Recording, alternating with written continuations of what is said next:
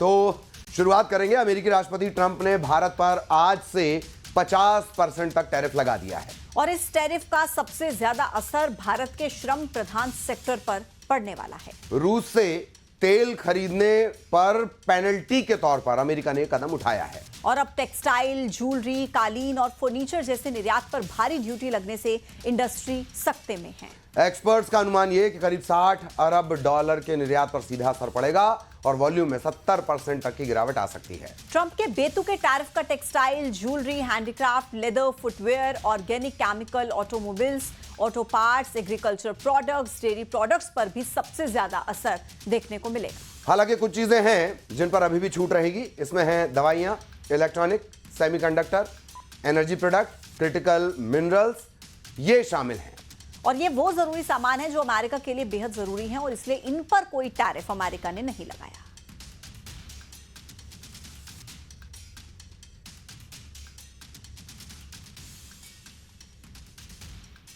और इधर ट्रंप ने एक बार फिर से भारत पाकिस्तान में समझौता करने की बात दोहराई है। 30 से ज्यादा बार हो गया है।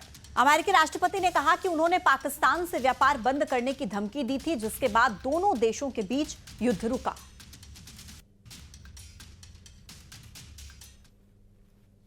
I'm talking to a very terrific man, Modi of India. And I say, what's going on with you in Pakistan? Then I'm talking to Pakistan on trade. I said, what's going on with you in India? And the hatred was tremendous. Now, this has been going on for a hell of a long time, like sometimes with different names for hundreds of years. But I said, what's going on? I said, I don't want to make a trade deal. No, we want to make a trade deal. And that was very important to them. I said, call me back tomorrow, but we're not going to do any deals with you, or we're going to put tariffs on you that are so high. You were there, Howard, right? Yep. You're going to put tariffs on you that was so high, I don't give a damn. Your head's going to spin. You're not going to end up in a war. और अब आगे बढ़ते हैं। देखिए, संघ की स्थापना के 100 साल पूरे होने पर संघ प्रमुख मोहन भागवत ने एक बड़ा बयान दिया। भागवत ने कहा कि हिंदू राष्ट्र शब्द का सत्ता से कोई मतलब नहीं है। जब हम हिंदू राष्ट्र की बात करते हैं तो उसमें हर वर्ग शामिल होता है। सिर्फ हम हिंदू की बात नहीं करते। हिंदू राष्ट्र का मतलब किसी को अलग करना नहीं है। अगर हम हिंदू राष्ट्र कहते हैं तो हम किसी को छोड़ रहे हैं, ये ठीक नहीं है। हम किसी के विरोध में नहीं हैं। सब इसी मिट्टी के बने हैं, सबका मूल एक ही है। इसलिए समाज में झगड़ा करने की कोई जरूरत नहीं है। अंग्रेज राजा थे तब भी हम यही कहते थे, विदेशी आकर राज करते थे तब भी हम यही कहते। राष्ट्र था, सत्ता बदलती रही। हिंदू राष्ट्र शब्द का सत्ता से कोई मतलब नहीं, और हिंदू राष्ट्र के प्रखर होते, विद्यमान रहते जो शासन रहा है, वो शासन हमेशा पंथ संप्रदाय का विचार करने वाला शासन नहीं है। उसमें सबके लिए न्याय समान है। पंथ संप्रदाय, भाषा, कुछ भी नहीं, कोई भी भेद नहीं, प्रजा के लिए समान न्याय। और इसलिए जब हम हिंदू राष्ट्र कहते हैं तब हम किसी को छोड़ रहे, ऐसा नहीं है। हम हिंदू राष्ट्र कहते हैं तो किसी का विरोध कहते, ऐसा नहीं है। संघ इसमें से हुआ ही नहीं है। संघ किसी विरोध में, प्रतिक्रिया में नहीं निकला है। इधर बिहार में राहुल गांधी की वोटर अधिकार यात्रा चल रही है। इसमें इंडिया गठबंधन के सहयोगी पार्टियों के नेता भी शामिल हो रहे हैं। आज दरभंगा और उसके बाद मुजफ्फरपुर में राहुल गांधी की यात्रा में तमिलनाडु के मुख्यमंत्री एम.के. स्टालिन भी शामिल हुए हैं। बिहार में वोटर अधिकार यात्रा के दौरान दरभंगा में राहुल गांधी बुलेट पर सवार नजर आए। और खास बात, उनके पीछे बैठी उनकी बहन प्रियंका गांधी। बाइक राइड करते हुए दोनों ने वोटर अधिकार यात्रा में कार्यकर्ताओं का जोश और बढ़ाया।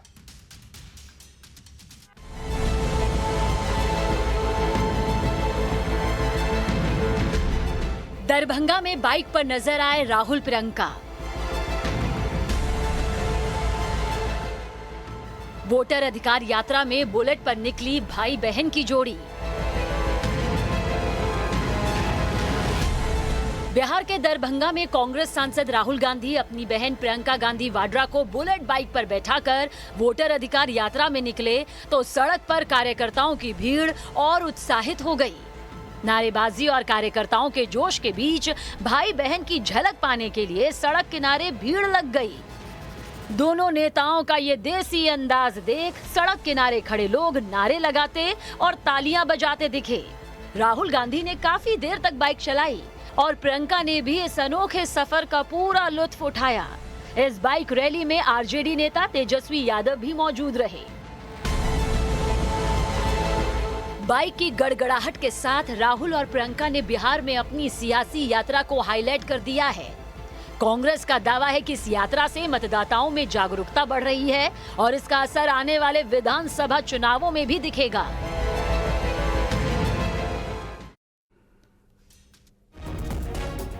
एक बड़ी खबर उज्जैन से। ओबीसी आरक्षण पर मुख्यमंत्री ने बड़ा बयान दिया। कहा कि हम 27% आरक्षण देकर रहेंगे। सर्वदलीय बैठक से पहले मुख्यमंत्री डॉक्टर मोहन यादव का ये बड़ा बयान। कांग्रेस भी साथ मिलकर लड़े, ये भी कहा है मुख्यमंत्री ने।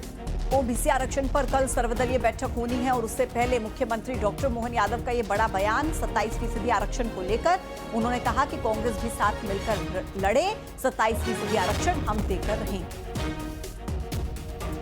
माध्यम से हमारी पार्टी की लाइन है कि हाँ, हम 27% आरक्षण देना चाहते हैं और 27% आरक्षण देने के लिए हमने तो दिल खोल के कहा है कि आओ हम अपने इस 27% आरक्षण में, कांग्रेस के लोग कह रहे हम भी देना चाहते हैं, हमने भी दिया, आपने भी दिया। हमने कहा भैया आपकी बात मान लेते हैं, कल सर्वदलीय बैठक बुला लेते हैं। सर्वदलीय बैठक में आपका वकील भी, हमारा वकील भी, जब सुप्रीम कोर्ट ने अब तय कर दिया है कि 23 सितंबर से डे टू डे की तारीख लगेगी, तो अब हमारी तो सद्भावना है कि आओ हम मिल बैठ करके एक साथ लड़ें।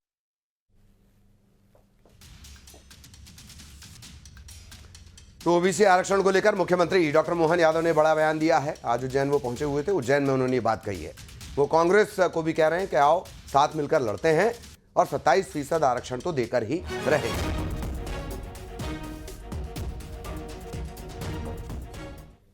और अब बड़ी खबर इंदौर से, जहां 5 दिन से लापता श्रद्धा का अब तक कोई सुराग नहीं मिला है। अब परिजनों ने श्रद्धा की घर वापसी के लिए टोटके का सहारा लिया और घर के बाहर श्रद्धा की उल्टी तस्वीर लगा दी। परिवार की डांट से नाराज होकर श्रद्धा घर से लापता है। सीसीटीवी में श्रद्धा अकेली जाती हुई नजर आई थी। आपको ये भी बता दें कि इससे पहले सोनम रघुवंशी के केस में भी सोनम के परिवार वालों ने इसी तरह के टोटके का सहारा लिया था और अब पुलिस श्रद्धा तिवारी की तलाश में जुटी है और श्रद्धा के परिवार वालों ने भी उसी टोटके का सहारा लिया है। इधर श्रद्धा के परिजनों ने श्रद्धा के बारे में जानकारी देने के लिए सुराग देने वालों के लिए 51,000 रुपए के पुरस्कार का ऐलान भी कर दिया है।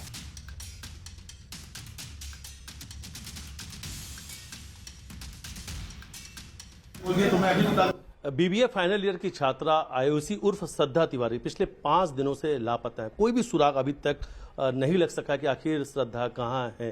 फिलहाल इस वक्त हम उनके घर पे मौजूद हैं और ये तस्वीर दिखा रहे हैं कि उनके परिवार के लोगों ने उनकी उल्टी तस्वीर घर के बाहर टांग दी है। ठीक ऐसी एक तस्वीर आज से कुछ महीने पहले सामने आई थी जब सोनम अपने पति राजा के साथ शिलोंग में लापता हो गई थी। श्रद्धा जो है मूल रूप से रीवा की रहने वाली है, इंदौर में रह रही है अपने परिवार के साथ। बीबीए की छात्रा है और बीबीए फाइनल ईयर की छात्रा और आयुषी की उम्र लगभग 22 साल है। परिवार के लोग अपनी बेटी को तलाश रहे। अब तक कहाँ तलाश चुके हैं, क्या कुछ यहाँ से बोलकर आयुषी घर से निकली थी? आयुषी जो है सैटरडे को 2 बजे खाना खाई और मम्मी सो गई, बिना बताए गई है यहाँ से। वो किसी को कुछ भी नहीं बोला है उसने।